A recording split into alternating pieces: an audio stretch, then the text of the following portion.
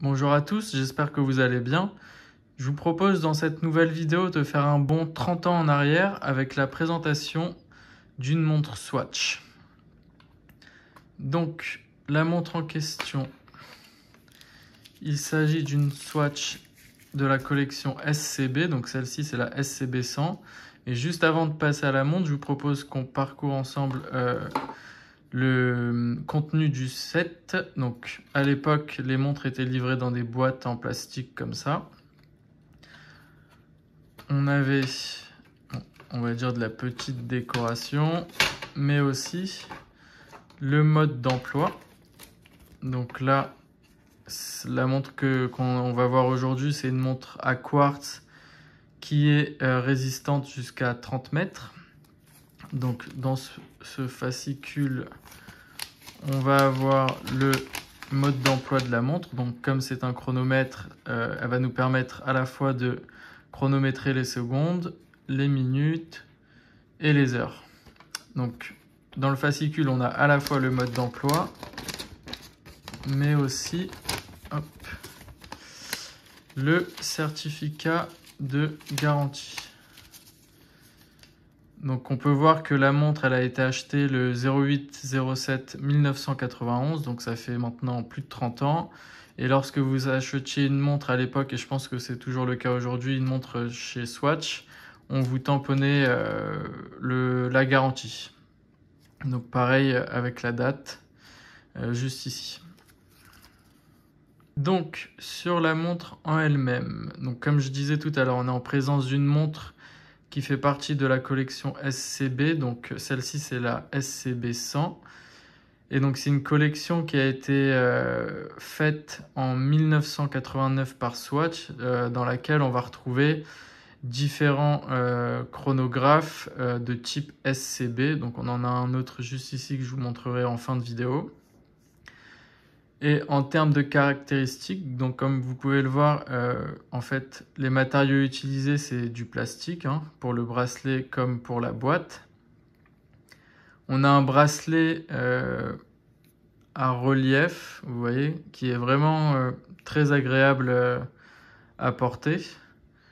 Ça épouse bien la forme du poignet, on verra ça pareil en fin de vidéo, l'effet au poignet que ça fait. Et donc, comme vous pouvez le constater, c'est un chronographe classique, donc on va retrouver ici le chrono des minutes, ici le chrono des heures, et là on a les secondes, vous voyez, qui sont déjà actionnées. Donc on a deux aiguilles de seconde, on a celle-ci et on a la grande qui va en fait s'activer lorsqu'on lancera le chronomètre. Donc petite anecdote sur cette montre, vous voyez là les inserts sont un peu colorés, enfin ont pris une certaine patine même sur les aiguilles. C'est parce qu'en fait à l'époque, comme sur les Rolex par exemple, c'était du tritium qui a été utilisé pour justement que la montre s'illumine, les index s'illuminent pendant la nuit. Je vous propose maintenant de voir justement comment fonctionne ce chronomètre. Donc c'est assez simple. Pour lancer le chronomètre, on va venir appuyer sur ce bouton-là. Hop. Donc vous voyez, les secondes commencent à tourner. Et en fait, plus les secondes passent et plus l'aiguille des secondes va faire de tours, plus l'aiguille des minutes ici va avancer en fait. Vous voyez là, on peut aller jusqu'à 10 minutes, 20 minutes, 30 minutes. Et une fois que ça aura fait en fait 2 fois le tour, donc 1 heure, ici pareil, l'aiguille des heures va se mettre à avancer. Donc pour stopper le chronomètre, c'est simple. On refait une pression sur ce bouton. Donc vous voyez là, l'aiguille des secondes s'arrête. Et on peut le faire repartir si besoin. Voilà. Je ne sais pas si ça s'entend à la caméra, mais c'est assez... on entend vraiment bien le tic-tac. J'ai l'impression que c'est assez courant sur les montres Swatch. Dites-moi ce que vous en pensez. Mais voilà, j'ai vu passer plusieurs Swatch entre les mains.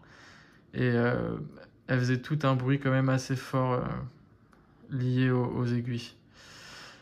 Donc pour réinitialiser le chrono, on va l'arrêter et on appuie sur le bouton du bas pour que l'aiguille reprenne sa place initiale. Et vous avez vu, l'aiguille des minutes aussi a fait un tour parce qu'en fait, je pense que dans le mécanisme, on avait déjà un peu avancé par rapport à la position initiale.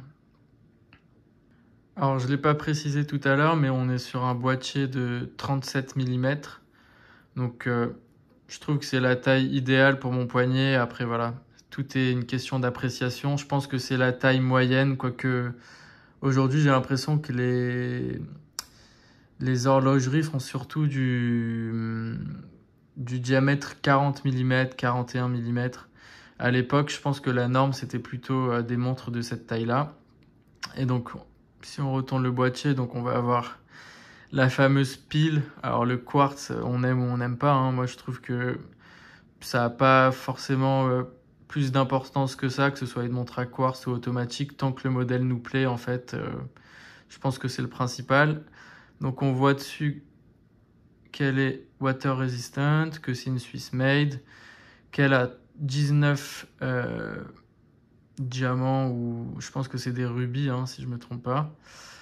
Là, il me semble que c'est le numéro de série de la montre. Donc là, je le montre parce que voilà, c'est pas une montre qui coûte énormément cher ou qui sera reproduite, qui sera faite en contrefaçon en fait, hein. Pour le prix, celle-ci, on est aux alentours de 500 € sur le marché actuellement, et on peut en trouver des full set entre guillemets, jamais portés. Donc je trouve que c'est vraiment abordable.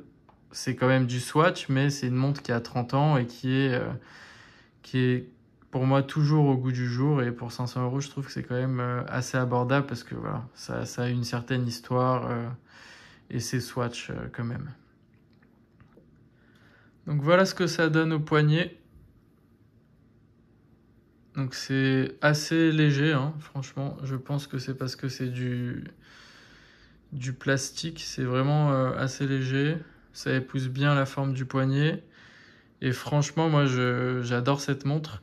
Il y a une variante de cette montre qui, je ne l'ai pas mentionnée d'ailleurs, mais elle est surnommée Black Friday. Il y a une variante de cette montre qui a la moitié du cadran coloré en grise et qui est pour le coup vraiment très rare. Celle-ci, il est un peu moins, mais voilà. Juste pour l'anecdote, il y a deux variantes, celle avec le fond tout noir et celle avec le fond, on va dire, bicolore. Donc moi, je trouve qu'elle épouse parfaitement la forme de mon poignet et que c'est vraiment la taille idéale. Après, encore une fois, c'est à l'appréciation de chacun. Pour finir, je vous montre rapidement un autre modèle de la collection SCB. Donc là, on est en présence d'une SCB 105, surnommée Award Chrono. Donc je vais vous la montrer tout de suite. Alors, le bracelet d'origine, c'est celui-ci, mais bon, il était un peu fatigué et en plus, voilà, faut aimer hein. Ce type de bracelet. Personnellement, c'est pas trop mon style, on va dire. Donc j'ai été changer le bracelet pour mettre un bracelet plutôt simple hein, qui va dans la continuité du boîtier. Et donc là, on est en fait sur le même modèle, hein, comme vous pouvez le constater. Et c'est juste le cadran qui va changer avec le tour doré et les poussoirs et la couronne dorée également. Donc derrière, tout va être identique, hein. On reste vraiment sur le même modèle. Voilà, il y a juste à chaque fois le cadran qui va changer, ou les poussoirs, ou le boîtier, si je ne me trompe pas aussi. On a certaines montres de cette collection avec des boîtiers d'une autre couleur. J'espère en tout cas que cette vidéo vous aura plu et n'hésitez pas à me dire dans les commentaires ce que vous pensez de ces deux montres Swatch qui sont pour moi vraiment très jolies et toujours au goût du jour malgré 30 années d'expérience si je puis dire. Donc dites-moi ce que vous en pensez, si vous voyez des axes d'amélioration encore une fois dans les vidéos que je pourrais entreprendre, n'hésitez pas à me le dire dans les commentaires et je vous souhaite une bonne journée à tous.